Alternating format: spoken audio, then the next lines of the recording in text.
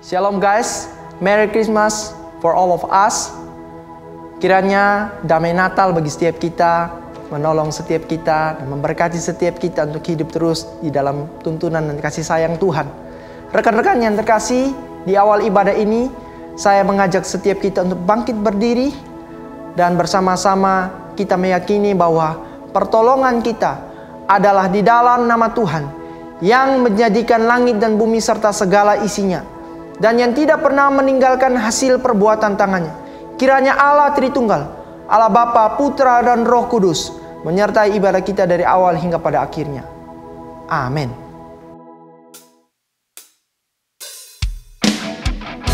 Selamat pagi teman-teman. Mari saat ini kita mau kembali datang ke hadirat Tuhan dengan segala kerendahan hati. We want to praise Him and be thankful to Him for the unthinkable grace and love that He has poured in our lives.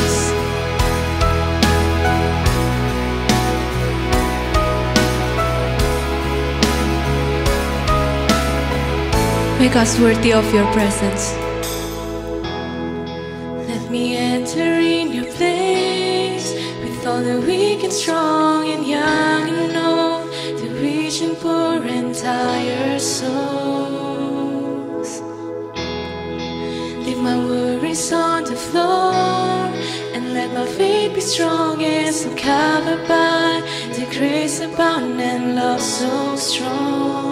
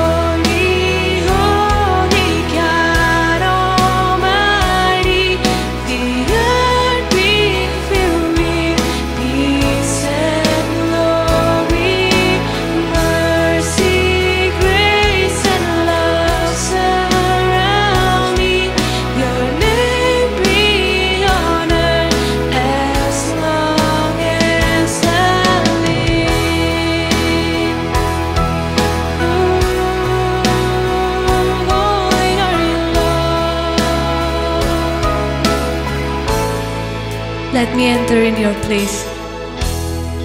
Let me enter in your place with all the weak and strong and young and old, the rich and poor and tired souls. Let my worries on the floor and let my faith be strong as I'm covered by the grace abound and love so strong. Now I lay down my life to honor and worship in this place. And I'm down on my knees to bring this offering and praise. Holy, holy God Almighty, the earth will fill with peace and glory.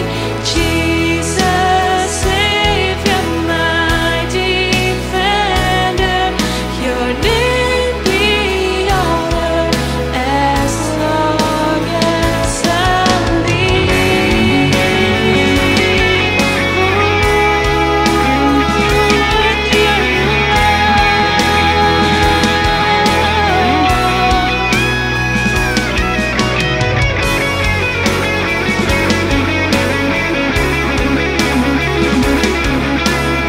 We can spend our entire life worshiping Him, and it still won't be enough to proclaim His greatness.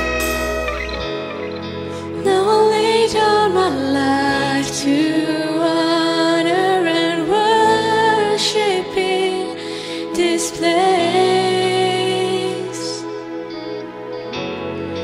And I'm down on my knees to bring this offering and praise. Holy,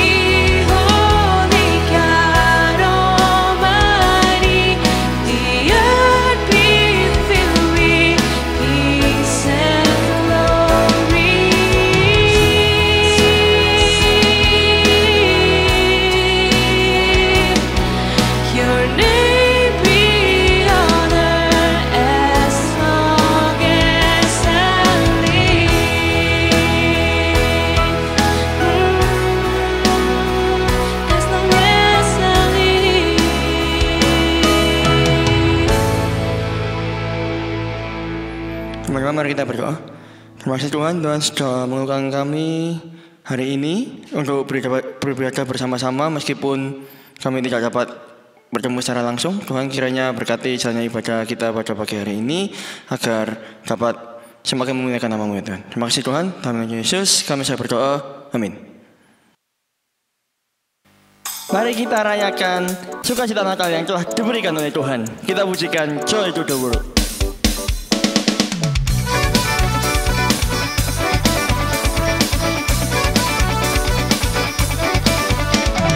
Joy to the world, the Lord has come. Let earth receive her King. Let every heart prepare Him room. And heaven and nature sing, and heaven and nature sing. And heaven and nature sing.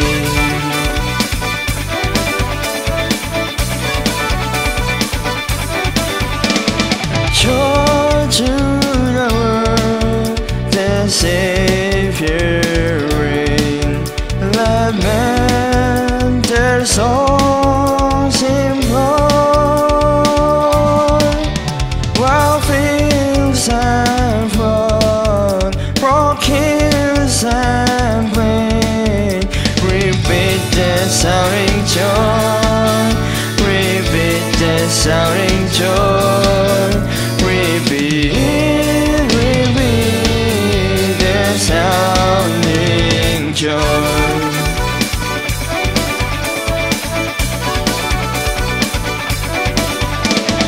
He rules the world with truth and grace, and makes the nations prove the glories of righteousness. Oh, wonder of His love, and wonders of His love, and wonders of His love. Joyful, joyful Lord, we adore Thee, God of glory, Lord, Lord. Heart full of honors before Thee, hail Thee as the Son above. Melt the clouds of sins and drop the dark of double way. Giver of immortal gladness, fill us with the light of day. Melt the clouds of sin and sadness, drop the dark of double way. Giver of immortal gladness, fill us with the light of day, light of day.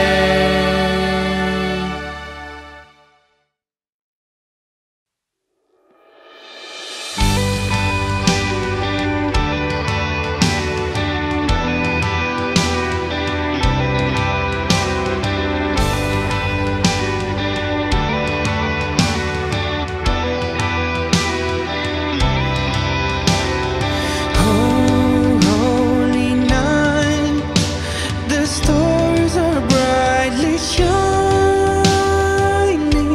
It is the night of our dear Savior's birth.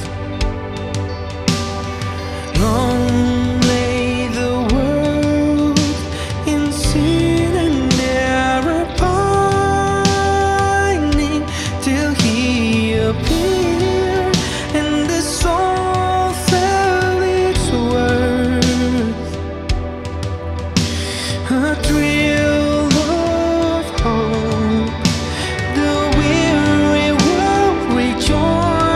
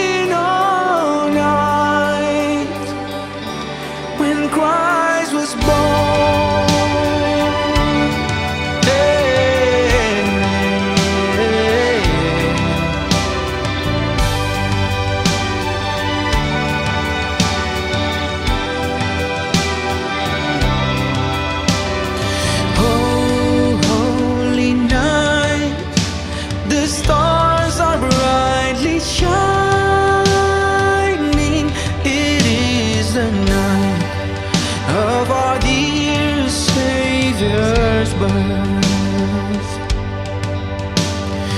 Long lay the world in sin and error pining, till He appeared and the soul felt its worth.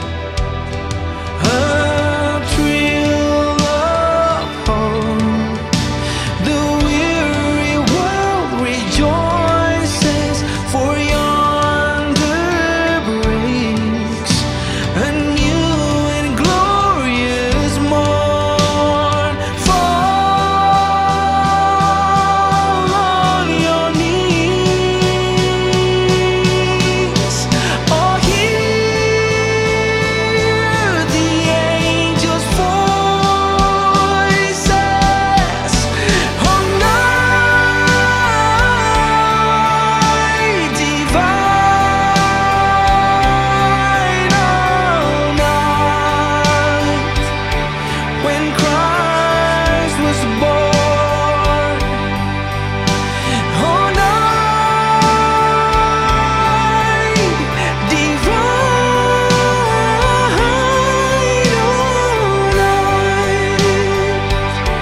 all night on your knees,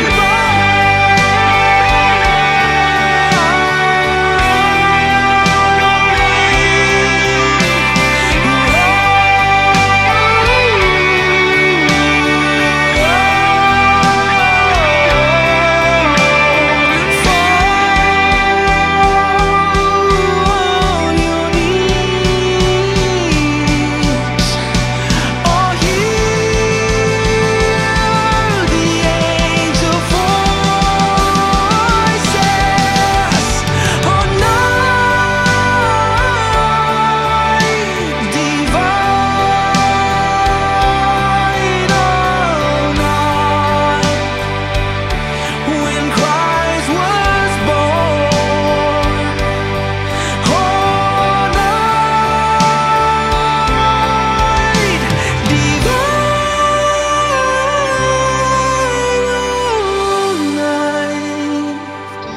all night divine,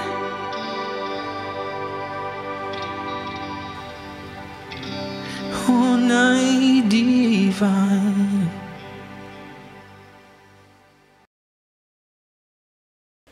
Halo, shalom teman-teman semua. Senang bisa hadir di tengah-tengah teman-teman di momen ibadah kali ini. Dan kali ini kita akan sama-sama membahas tentang satu tema, yaitu Born to Win, ya. Dilahirkan untuk menang. Nah teman-teman, sebelum kita memulai firman Tuhan, mari kita sama-sama tundukkan hati kita di hadapan Tuhan. Mari kita berdoa. Kita berdoa. Tuhan, kami bersyukur kepada Tuhan untuk momen kali ini di mana kami boleh beribadah bersama-sama, dan kami rindu supaya firman-Mu berbicara sekali lagi kepada setiap kami. Ampuni dan layakkanlah kami Tuhan, supaya kami boleh datang dan duduk, membuka hati dan pikiran kami agar dibentuk oleh firman-Mu. Tolong hamba-Mu yang terbatas ini, dan Tuhan berkaryalah melalui pemberitaan firman-Mu. Di dalam nama Tuhan Yesus kami berdoa. Amin. Nah teman-teman, kita akan mendasari perenungan firman Tuhan dari Lukas pasal yang kedua. Kita barusan melewati satu momen Natal ya, 25 kemarin. Dan ini adalah Lukas pasal 2 ayat yang ke-10 dan ayat yang ke-11. 2 ayat kita melihat firman Tuhan ini. Lalu kata malaikat itu kepada mereka ini adalah para gembala, "Jangan takut, sebab sesungguhnya aku memberitakan kepadamu kesukaan besar untuk seluruh bangsa. Hari ini telah lahir bagimu juru selamat, yaitu Kristus Tuhan di kota Daud." Nah teman-teman, berbicara tentang tema Born to Win, saya jadi mengajak teman-teman untuk kita sedikit throwback ya. Kita mengingat kembali apa yang terjadi dengan kehidupan kita di tahun 2020 ini. Kita tahu sama-sama bahwa tahun ini menjadi tahun yang tidak diduga-duga. Tetapi ada banyak orang yang berspekulasi teman-teman ketika memasuki tahun 2020. Dan saya kasih kepada teman-teman semua beberapa contoh di mana orang-orang yang meramal di tahun 2020 akan seperti apa. Nah, yang pertama teman-teman, ada sebuah ramalan ya judulnya adalah 2020 Zodiac Forecast. Ini adalah ramalan tentang sio, teman-teman. Dan katanya adalah di tahun 2020 ini yang paling beruntung nanti adalah orang yang bersio kambing, ya.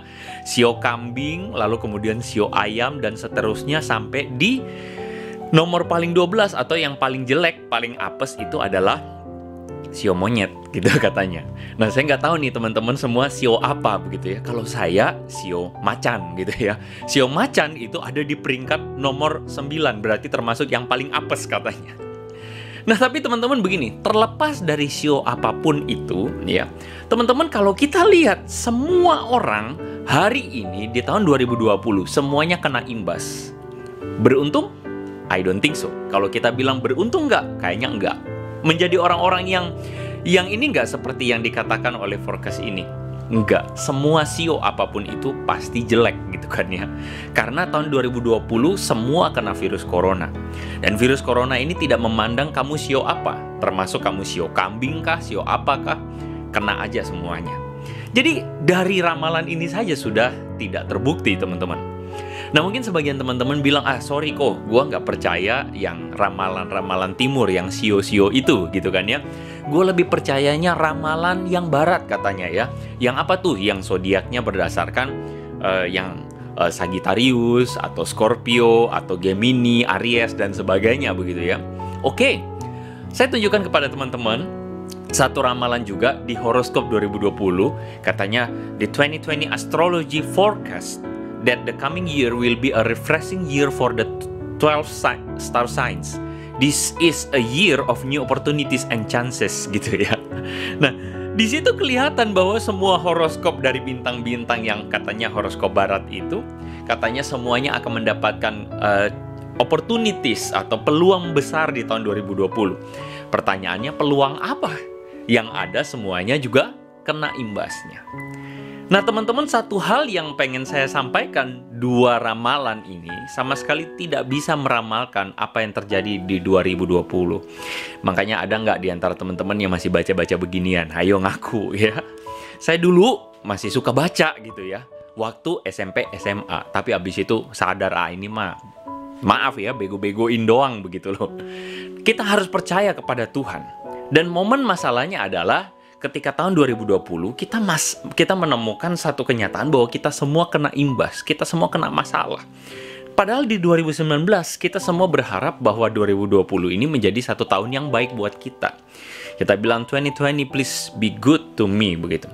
Tetapi ya kita tahu bahwa virus ini menjadi satu keadaan di mana kita mau nggak mau harus mengalami banyak masalah. Sehingga mungkin ada sebagian dari teman-teman sekarang merasa bahwa hidup teman-teman itu seperti lost.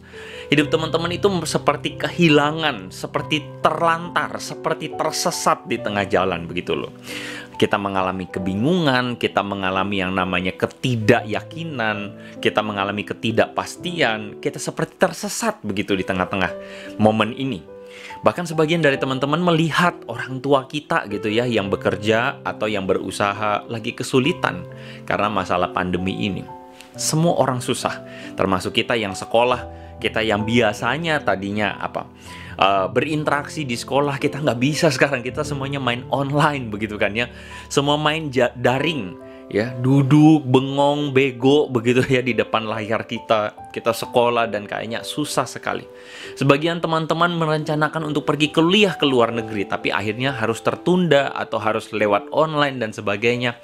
Ada banyak hal yang sulit, kita harus mengakui.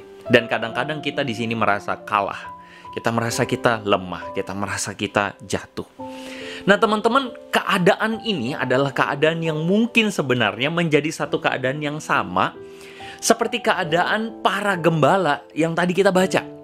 Di 2000 tahun yang lampau, ketika malaikat itu datang kepada para gembala, berita Natal itu sampai kepada para gembala, keadaan para gembala pun mengalami satu keadaan yang mirip seperti yang kita rasakan hari ini gitu loh. Makanya kenapa kita baca tadi ayat yang tadi. Nah, teman-teman, kita mungkin bertanya loh, emangnya gembala kenapa? Kan bayangan kita itu gembala itu adalah sebuah pribadi atau pekerjaan yang baik ya. Karena seringkali kita lihat di foto-foto tuh ya, di gambar-gambar, misalnya Yesus digambarkan gembala, kan begitu kan? Tuhan kau gembala kami, kan gitu kan ya? Nah, digambarkan Tuhan itu gembala, bajunya putih, rambutnya klimis gitu kan, gendong domba, pakai tongkat. Wah, keren banget. Tapi gini loh teman-teman, itu masalahnya penggambaran artis atau seniman gitu loh. Pada kenyataannya gembala tidak seklimis itu. Pada kenyataannya gembala tidak berpakaian sehalus itu masalahnya. Masalahnya adalah gembala itu adalah sebuah contoh atau sebuah pekerjaan yang dianggap hina, dianggap jelek pada waktu itu.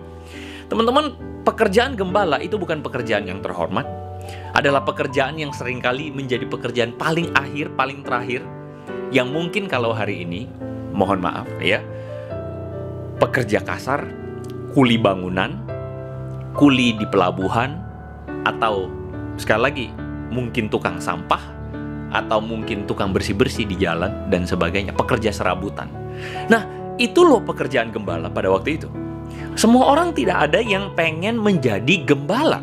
Semua pengen menjadi pekerjaan yang lain. Nah, teman-teman, gembala itu adalah kaum yang terpinggirkan. Gembala itu adalah kaum yang seringkali bahkan dikatakan tidak diperhitungkan loh, teman-teman. Itu faktanya. Loh, kok bisa tahu kok? Loh, iya benar. Masalahnya begini. Ini banyak orang yang menafsirkannya begini. Pada waktu itu teman-teman ingat, Yesus, Maria dan Yusuf itu pergi pulang ke Bethlehem. Kenapa? Karena mereka itu harus mengadakan pencatatan atau sensus. Iya kan? Pada waktu itu kaisar mewajibkan sensus penduduk, sehingga semua orang kembali ke tempat kediamannya atau kota asalnya. Makanya Maria dan Yusuf dari Nazaret turun ke Bethlehem. Mereka pulang ke Bethlehem karena itu kota asal mereka. Nah, teman-teman lihat, semua orang itu pada pulang kampung. Semua orang pada kembali ke kota asalnya. Tetapi pada malam itu dikatakan bahwa gembala itu menjaga dombanya di padang. Oke? Coba perhatikan. Kalau misalnya mereka itu adalah orang yang harus diperhitungkan, harus masuk sensus, mereka akan tinggal. Tetapi kenapa mereka ada di padang? Jawabannya kedua, ada dua. Yang pertama, karena mereka adalah orang-orang yang butuh uang. Mereka kalau tidak kerja, mereka tidak hidup. Sehingga sebagai gembala, mereka betul-betul harus pergi melakukan pekerjaannya. Bahkan di saat semua orang lagi cuti, gitu loh. Nah, kemarin kan di Surabaya ada pilkada kan ya, cuti semuanya. Kenapa? Karena pilkada. Nah, semua orang sensus, semua orang cuti. Tetapi gembala sama sekali tidak cuti karena mereka butuh uang, mereka butuh makan. Teman-teman bisa bayangkan betapa mereka ini adalah kaum yang betul-betul marginal sekali, yang butuh uang. Yang kedua, saking karena mereka itu pergi menjaga dombanya di padang, mereka bahkan tidak diperhitungkan sama pemerintah. Mereka bahkan tidak diperhitungkan sama orang-orang di kotanya. Sehingga dari sini kita bisa punya bayangan bahwa mereka ini adalah kaum yang mengalami keadaan yang mungkin seperti definisi kita tadi. Mereka itu adalah kelompok yang kalah. Mereka itu adalah kelompok yang tidak mempunyai kemenangan dalam hidup mereka.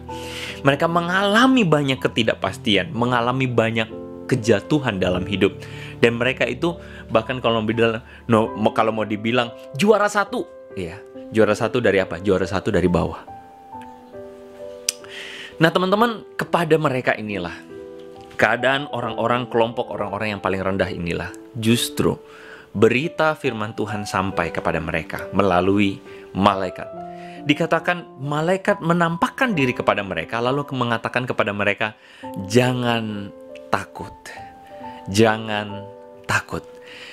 Teman-teman, di sini saja kita bisa melihat bahwa betapa Tuhan tahu keadaan mereka yang penuh dengan ketakutan, kegalauan, dan ketidakpastian. Tetapi malaikat itu mengatakan, jangan takut.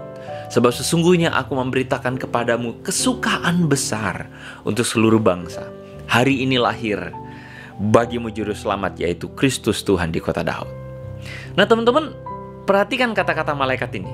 Jangan takut, sebab aku memberitakan kepadamu kesukaan besar. Nah, kira-kira inilah yang menjadi perasaan, keadaan yang terjadi ketakutan, kekhawatiran, ketiadaan damai. Dan dikatakan bahwa kesukaan besar ini kepada semua bangsa. Pertanyaannya begini, kalau semua bangsa itu tidak takut, kenapa harus kesukaannya kepada semua bangsa? Loh, mungkin teman-teman bilang gini, loh bentar kok, gua kok kurang ngerti. Maksudnya apa semua bangsa takut? Maksudnya gini, kan ini berita disampaikan kepada semua bangsa. Berarti Tuhan tahu bahwa keadaan semua bangsa butuh yang namanya kesukaan besar. Loh, tapi emangnya bangsa yang lain berduka? Iya, sesungguhnya. Loh, kok bisa? Loh, gini loh, ada banyak orang hari ini sebenarnya tuh kehilangan damai atau kehilangan berada dalam keadaan penuh dengan ketakutan dan kekhawatiran. Kenapa? Karena semua kita, jujur ya, mau miskin atau kaya, kita tuh sebenarnya punya ketakutan yang paling mendasar. Contoh, kenapa kita cari duit? Sebagian teman-teman yang masih remaja, berapa banyak dari teman-teman yang punya cita-cita? Sorry kok gue belum punya cita-cita. Oke, paling enggak kamu mau jadi orang sukses, betul? Iya, kita semua pengen jadi sukses. Dan apa itu sukses? Kalau boleh tebak, kita semua pengen sukses. Dan arti sukses adalah kita punya pekerjaan yang baik, kita punya salary yang baik, atau punya usaha yang baik, atau bisa dibilang kita punya a good life, atau punya kekayaan. Kenapa kita cari uang? Kenapa? Karena kita cari uang supaya kita hidup, betul ya? Kita cari uang supaya kita nanti bisa berkeluarga dengan baik, kita nanti bisa membiayai keluarga kita, membiayai anak-anak sekolah, kasih makan dengan baik, betul ya? Betul, uang bisa istilahnya menyediakan itu. Bahkan uang itu boleh dibilang menjadi solusi atas segala kekhawatiran kita tentang ketidakpastian masa depan. Setuju nggak? Seluruh dunia seperti hari ini sedang mengalami kekhawatiran tentang masa depan. Dan seluruh dunia begitu kaget ketika virus ini datang. Seluruh dunia hari ini sementara khawatir. Bahkan tanpa virus itu datang pun seluruh dunia tuh khawatir tentang ekonomi yang jatuh, tentang bahkan sakit penyakit, tentang kematian. Semua kita punya kekhawatiran yang sama. Dan semua dunia, semua orang itu berpikir bahwa solusi atas kekhawatiran kita itu adalah kalau kita bisa simpan uang, jaga-jaga kalau nanti terjadi musibah. Betul? Nah, ini masalahnya. Itulah sebabnya kenapa berita firman Tuhan ini mengatakan kesukaan kepada seluruh dunia. Karena semua dunia sedang salah berpikir bahwa kekhawatiran mereka bisa terobati oleh yang namanya uang, materi, kekayaan, kuasa, dan sebagainya. Nah, kepada orang-orang yang demikian, Yesus memperingatkan di dalam Lukas pasal yang ke-12 ayat 13-21. Yesus menceritakan tentang sebuah perumpamaan. Perumpamaan itu, Yesus bilang begini, ada seorang yang kaya berkata kepada jiwanya, orang itu berkata, jiwaku, ada padamu banyak barang, tertimbun untuk bertahun-tahun lamanya. Beristirahatlah, makanlah, minumlah, bersenang-senanglah.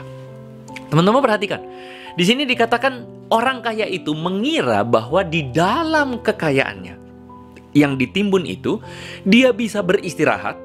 Beristirahat berarti bebas pikiran. Beristirahat berarti tidak ada khawatir. Lalu kemudian dikatakan dia bisa makan, bisa minum, dia bisa bersenang-senang. Nah, gitu loh. Orang berpikir hal yang sama, bukan?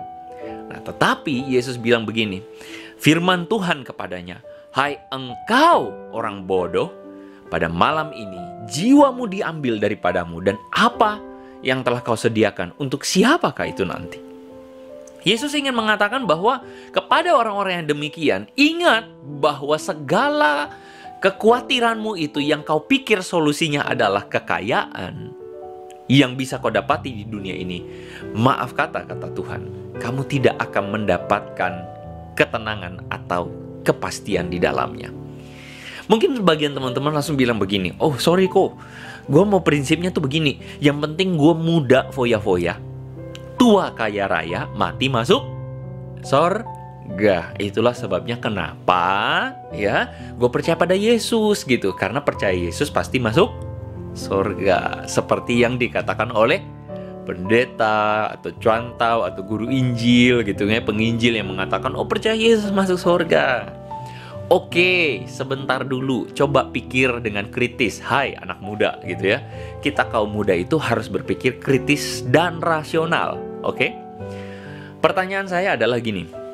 Kalau kita muda terbiasa foya-foya, kita tua kaya raya, berarti kita muda itu ngapain? Muda sampai tua, selama hidup. Berarti kita selama hidup menghabiskan kesenangan kita dengan apa? Kekayaan, lalu kemudian kemakmuran, kesenangan, party, oke? Mau apa aja ada, begitu kan ya? Kita mempunyai kesenangan di mana? Buat kan sekarang lagi rame tuh apa tuh? Crazy Rich Surabaya, ya kan ya? Crazy Rich Surabaya ini apa? Maksudnya ya mereka puas-puas, happy-happy dan sebagainya. Pertanyaannya, nanti mati masuk sorga, di sorga itu bisa menikmati kesenangan yang sama nggak? Coba kita berpikir kritis. Kira-kira ada damai di sorga? Amin kok. Oke, damainya kayak bagaimana di sorga? Coba pikir. Setuju nggak kalau nanti di sorga yang nanti kita akan lakukan kira-kira apa? Nanti sebagian teman-teman bilang, nanti di sorga kayaknya kita akan memuji Tuhan. Oke? Kalau kamu memuji Tuhan di sorga nanti, sedangkan di dunia kita malas memuji Tuhan, damai nggak? Nanti di sorga ngapain? Kita berjumpa Tuhan, kita ngobrol sama Tuhan. Oke, kalau misalnya di sorga berjumpa dengan Tuhan, ngobrol sama Tuhan, sedangkan di dunia berdoa saja kita jarang, kita lebih suka ya lakuin hal yang lain. Kita lebih suka nonton YouTube, kita lebih suka nonton Netflix daripada baca firman, doa. Nanti di sorga seneng nggak kira-kira? Akan bahagia nggak kira-kira? Jujur ya, kalau kita di dunia ini, seperti kata prinsip tadi, muda kaya raya, foya-foya, tua kaya raya, di sorga cocok nggak? Jawabannya yang kritis dan logis adalah kita tidak akan cocok masuk surga. Betul? Sehingga ada orang yang bilang, muda kaya raya, muda foya-foya, tua kaya raya, mati masuk surga. Sorry, dia nggak akan cocok masuk surga. Kenapa? Karena di sorga tidak akan menemukan kesenangan seperti yang dia dapatkan di dunia. Dan banyak orang berpikir hari ini bahwa di dunia pengen seneng-seneng, di sorga nanti mati juga seneng-seneng. Salah, nggak cocok itu. Dan itulah sebabnya kenapa Yesus mengatakan bahwa apa yang kita pengen dan kita dapatkan di dunia ini, itu tuh adalah harta dunia yang sebenarnya kita seharusnya hidup kita tidak ada di sana. Siapa yang bisa berpikir bahwa di sorga kita akan nonton film Korea? Siapa yang berpikir bahwa di sorga nanti kita akan main PUBG? Siapa yang pikir nanti di sorga kita akan nonton Netflix? Nggak ada itu semua, gitu loh. Di sorga, orang yang masuk sorga adalah orang-orang yang menemukan kedamaian di dalam Tuhan. Kenapa? Karena kita adalah orang-orang yang sebenarnya terpisah dari Tuhan karena dosa. Begitu loh. Dosa itulah teman-teman yang membuat kita bahkan merasa bahwa I'm okay without God. Di dunia ini banyak orang berpikir bahwa hidupnya akan aman tanpa Tuhan. Dan itulah sebenarnya dosa. Banyak kita berpikir bahwa dosa itu adalah ketika gue tipu orang, bohongin orang, menyontek dan sebagainya. Itu nggak salah. Tetapi dosa itu bukan semata-mata cuma tindakan. Dosa itu adalah sikap hati. Sikap hati yang jauh dari Tuhan. Sikap hati yang lebih cinta dunia daripada cinta Tuhan. Dosa itu adalah sikap hati yang merasa bahwa ketika saya cinta dunia, saya aman-aman aja tanpa Tuhan. Nah, itu masalah dosa itu loh teman-teman. Sehingga itulah sebabnya kenapa kepada manusia yang mencintai dunia ini, Yesus datang sebagai perantara antara kita dengan Tuhan. Yesus datang dan mengatakan kepada kita umatnya atau orang manusia yang meninggalkan dia bahwa aku setia dan tidak meninggalkan engkau. Aku setia dan aku datang kepadamu. Aku mengasihi engkau. Supaya kita melihat kasih yang sejati. Yang kita tidak bisa dapatkan dari dunia. Yang kita tidak bisa dapatkan dari segala macam materi yang ada di dunia ini. Kita bisa dapatkan hanya di dalam Tuhan. Dan itu adalah definisi dari menang. Makanya kenapa Paulus mengatakan di dalam Roma pasal 8 ayat 37-39. Paulus bilang begini. Tetapi dalam semuanya itu kita lebih dari orang-orang yang menang oleh Dia yang mengasihi kita. Perhatikan itu. Sebab aku yakin baik maut maupun hidup, malaikat, pemerintah yang ada maupun yang akan datang, kuasa yang di atas maupun di bawah, segala makhluk tidak dapat memisahkan kita dari kasih Allah yang ada dalam Kristus Yesus. Coba perhatikan baik-baik, Paulus memberikan definisi kemenangan itu adalah ketika kita dikasihi Allah. Kemenangan itu adalah ketika kita menemukan kasih Allah. Lain dengan definisi dunia yang menyatakan kemenangan itu apa? Kalau kamu juara 1. Kemenangan itu apa? Kalau kamu paling kaya. Kemenangan itu apa? Kalau kamu mendapatkan posisi jabatan paling tinggi. Kemenangan itu apa? Kalau kamu seneng. Kalau kamu bisa dugem. Kalau kamu bisa happy. Itu kata dunia. Dan itu sangat jauh bertentangan dengan apa kata Tuhan tentang apa itu kemenangan. Kemenangan adalah ketika kita meninggalkan cinta dunia dan kita beralih kepada cinta Tuhan. Kita beralih kepada Tuhan. Itu kemenangan yang sejati. Makanya kemarin tanggal 25, teman-teman, kita merayakan Yesus yang lahir. Dia lahir dalam kesederhanaan. Dia lahir di dalam segala keadaan paling rendah. Lahir dibaringkan di palungan, di tempat makan kambing domba, bayangkan. Bahkan dia berita Natal pertama datang kepada para gembala. Itu untuk apa? Untuk menunjukkan bahwa Yesus lahir bukan di dalam prinsip atau nilai dunia.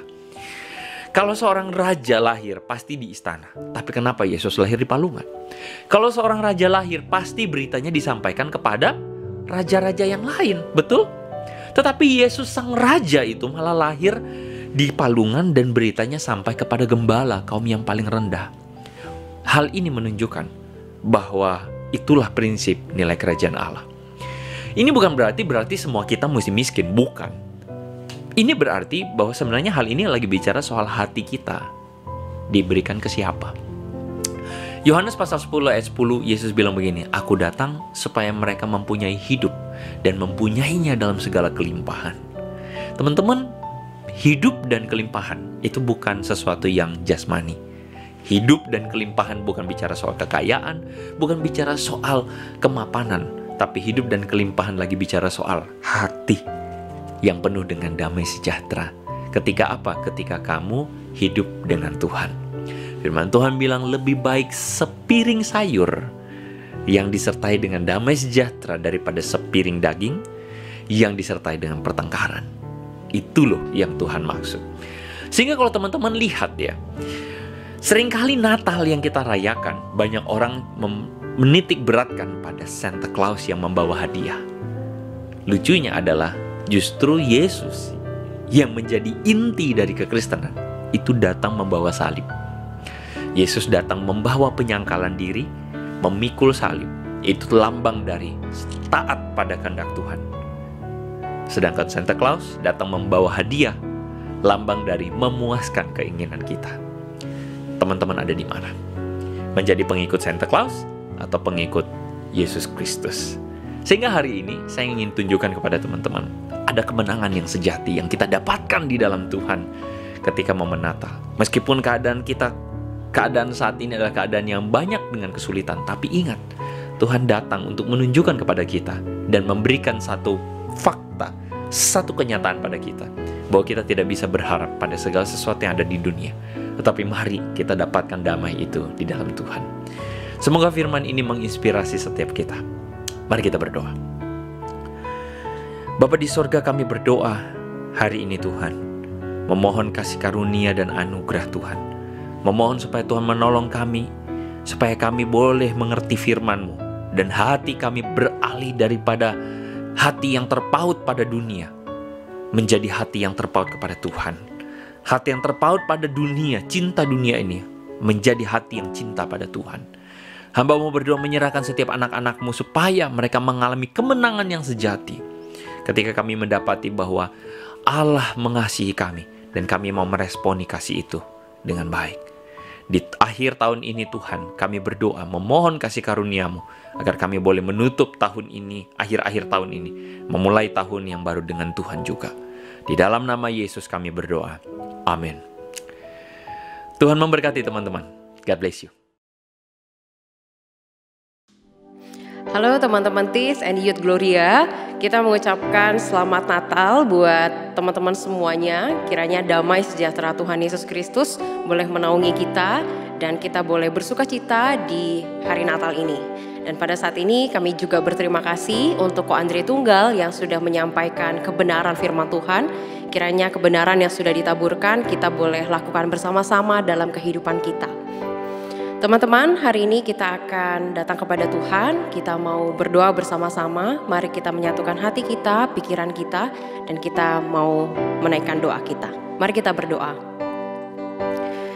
Bapa di sorga, kami berterima kasih kepada Engkau, Allah yang menyatakan diri sebagai Immanuel, Allah yang menyertai kami dari dulu, sekarang, sampai selama-lamanya. Hari ini Tuhan, kami berterima kasih secara khusus untuk kedatangan-Mu Tuhan. Bukan hanya kedatangan-Mu di dunia, tetapi kedatangan-Mu di hati kami.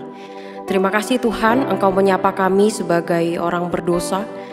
Engkau Allah yang Maha Kudus, Maha Tinggi, mau berinkarnasi, mau berjumpa dengan kami orang berdosa, menyelamatkan kami.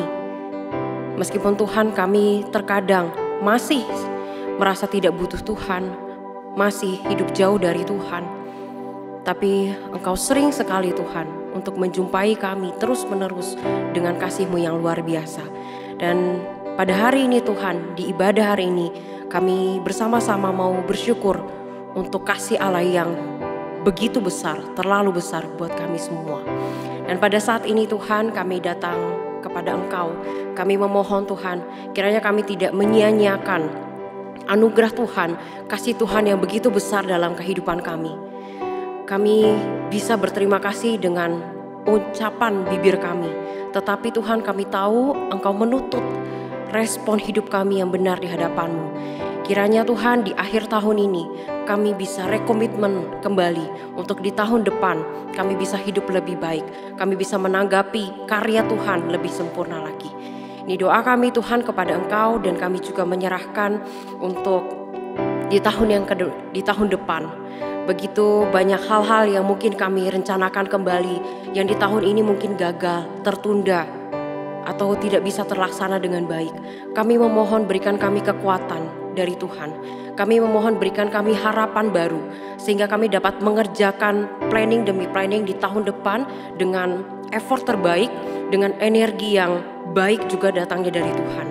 Ini doa kami Tuhan kepada Engkau, kiranya kami boleh mengalami terus-menerus karya Immanuel di dalam hidup kami. Di dalam nama Tuhan Yesus kami berdoa dan kami menyerahkan setiap pribadi kami ke dalam tangan Tuhan. Haleluya. Amin.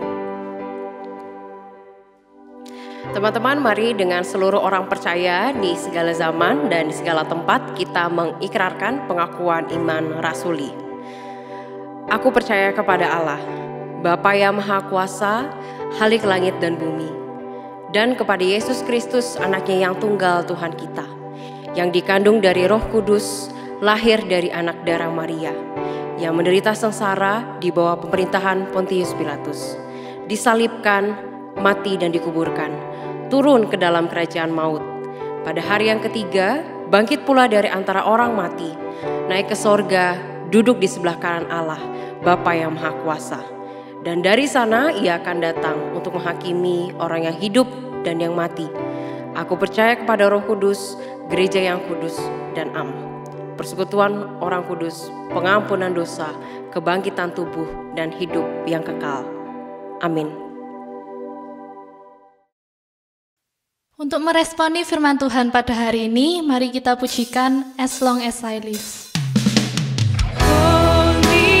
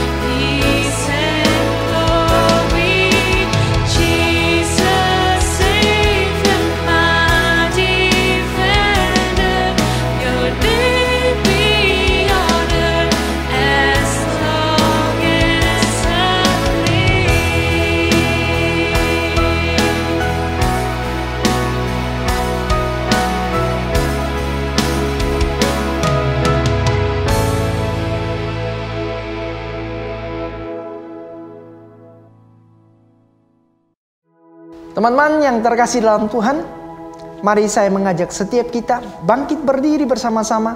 Kita arahkan hati kepada Tuhan dan menerima berkat daripada Tuhan. Kiranya kasih yang agung, kasih yang mulia, kasih yang sempurna dari Allah Bapa, anugerah keselamatan yang kekal dari Tuhan kita Yesus Kristus, pimpinan penyertaan topangan dari Allah Roh Kudus akan menyertai seluruh kehidupan kita, mulai dari saat ini sampai Maranatha, bahkan sampai selama-lamanya. Amin. Puji nama Tuhan guys. Kita telah melewati hari demi hari, minggu demi minggu, dan di akhir dari minggu yang terakhir di tahun 2020 ini, tepat pada tanggal 27 Desember, kita melihat bahwa Tuhan sudah menyertai kehidupan kita.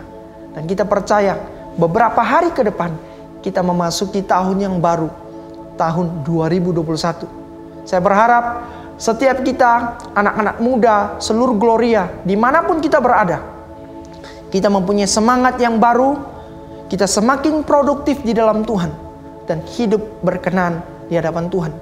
Selamat hari Minggu, Tuhan memberkati. Sampai jumpa di dan online service berikutnya. Tuhan Yesus memberkati kita. Immanuel. Keagunganmu, kedahsyatanmu terpanjang